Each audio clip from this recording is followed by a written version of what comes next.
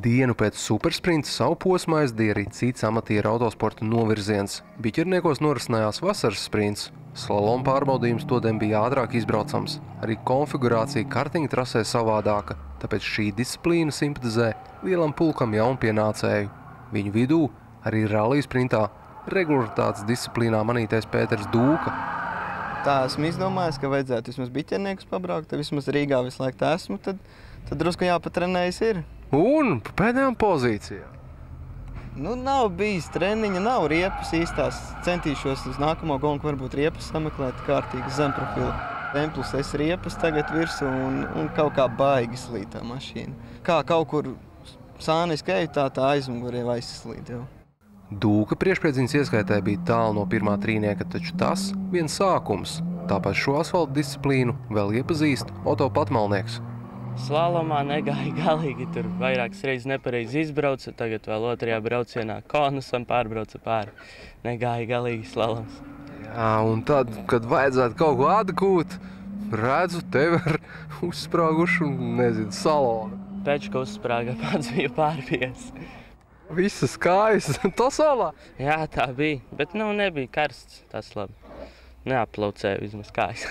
Patmalniekam bija izredzes iegūt 3. vietu, taču šī nefinišētā brauciena dēļ viņš šo vietu nenosargāja. 3. šoreiz cits debitants, Andris Šperbergs, arī viņam tik viegli viss negāja. Nevarēja saslēgties, man ir sadilas kulis un visu laiku galā 3. Liek, pirmā ir 3. Tas jāuzlabo būs kaut kas. Jābrauc ar vienu pārnesumu. Jā, lielākoties 2. Tas jau tur, kur ir 2, tad viss kārtībā, kā jāslēdzās tad garām. Bet, riepas vēl vajadzēs citas, tās ir salasītas un pamēģināja, kā būs, bet, Vajag jau tikai 2 uz priekšējiem riteņiem. Tur arī ir, pakaļā ir dažādas. Viena tāda no čupas, otra no otras čupas.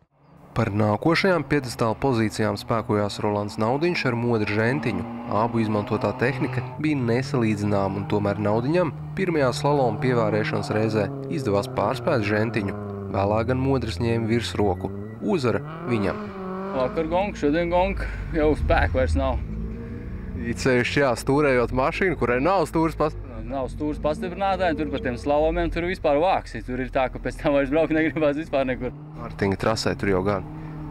Tur vismaz kaut kā var bišķiņ atrauties, jā.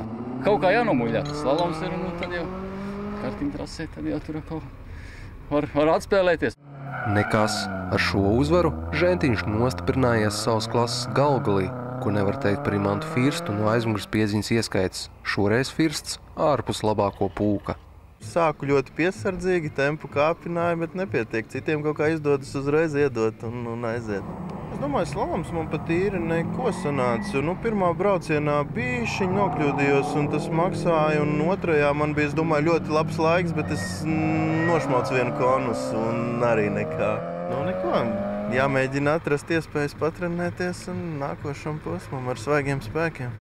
3. vieta tika Kristapam Misjunam, pierādot, ka arī amatieru autosportā nezināms personāžs var kāpt uz piedestāla. Pirmo reizi veicot figūru braukšanu, viņam pat izdevās visus uzvarēt. Pārsteidz man ar rezultātu slalomā. Sanāca. Tāpēc var redzēt, bampers sasist lupatās, jābrauc ir. Kur vēl jāpieliek? Vēl uz vasaras apli. Vasaras apli tur, es nezinu, Džeka bišķīt kaut ko dara vairāk nekā es. Varbūt kādu posmu nebraukt un tā arī skatītājos pastīties tajā kartiņa trasē, kur Džeka te laupa tās sekundes. Es domāju, ka varbūt arī nē. Varbūt vajadzētu tieši treniņos. Augstāks rezultāts tika prasīts no Edgara Eriņa. Dragreiz čempions rētu reizi ierodās uz vasaras sprintu ar mērķi izvingrināt rokas, taču izmantotais auto viņu automātiski pieskaita pie līderiem. Šoreiz gan Eriņš 2, lai gan viņš nebēdā. Kartinga trasē viņš bija nesakaujams. Vien kļūda slaloma trasē viņu atsvied uz 2. vietu. Laikam pieredzīti lielāk, un līdz ar to trasītē varēja diezgan labus rezultātus parādīt. Kā par brīnumu sanāca pašā trasē, bija ātrākais. Jā, vien tie konusi! Jā, ar konusiem pirmo reizi braucu un pilnīgi nebija saprašanas, kā īsti pareizi jābrauc, un līdz ar to pieļauju kļūdas, kas kopsumā ļoti ietekmē kopējo rezultātu. Pirmais te Firsta pārnieks, Andris Slišāns. Stabili esot labāko vidū, tieši Andrim tika uzvara. Slaloms sanāk! Jā, beidzot. Pirmajā posmā es tur neveiksmīgi neizbraucu viņu, tad šajā posmā sanāca nobraukt slalomu lieliski. Tad jā, uz to čempionu titulu laikam tevi sāk bīdīt. Es vēl nebūtu tik optimistisks prognozējis, bet sezona jābrauc līdz galam. Un jā, man tā liekas, cik es braucu jau sacensībās 5 gadus. Šī varētu būt mana pirmā uzvara. Pilnpiedziņas ieskaitē visiem pa priekšu atkal brauca Andris Slava. Par viņas sīkstāko pretinieku tika uzskatīts Mareks Žukurs. Diemžēl tas neattaisnojās. Neko šodien neizdevās. Laikam uzlīmes pie vainas. Vai esi nopietnāks? Kas tā? Nu? Negāja kaut kā braukšana, pirmais brauciens. Teiksim, kaut kā nevarēja nokoncentrēties. Otrais jau bija puslīdz ok. Pirmais brauciens bija, bišķies spiedieniem netrāpījām, arī tā likās vismaz. Tur arī trasē vairāk lauzienu tā. Jā, tā kā burzījās riebaigi, pirmajā braucienā bija tā kā, otrajā braucienā bija iepūtām vairāk, viss kārtībā. Meistarība šajās sprinta distancēs beidzot ir pieslīpējis rallija publikai zināmais Juris Evhuta. Ar tādām pašām riepām kā Slavam viņš vairs nepadodas un trešā vieta rokā. Tuvāk esam, pat laikam pirmajā braucienā tajā vasaras aplī vienu apli pat nobrauc labāk nekā viņi. Vienu apli, jā.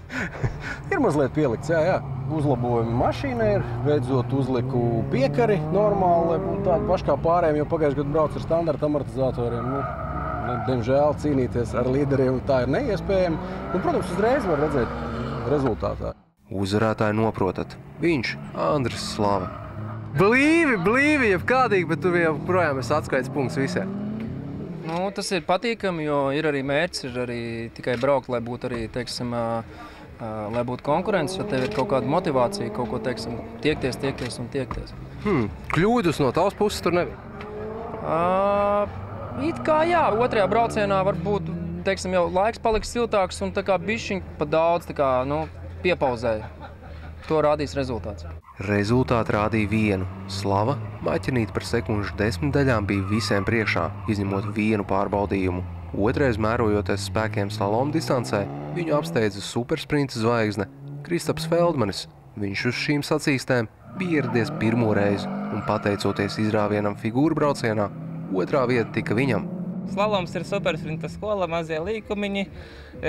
Ļoti patika, ka bija arī tādi frēzējumie gabaliņi. Pirmo reizi sajūtu Subārā degošas gumijas smaku. Slaloms man ļoti patika, jā. Kur vēl jāpieliek? Kartinga trasē? Kartinga trasē noteikti, un arī vajag, mēs jau runājam ar Andri Slavu. Viņš teica, ka mašīna nav īsti labi sagatavota. Vajag zemāku un vajag arī sagāzumus pareizi salikt.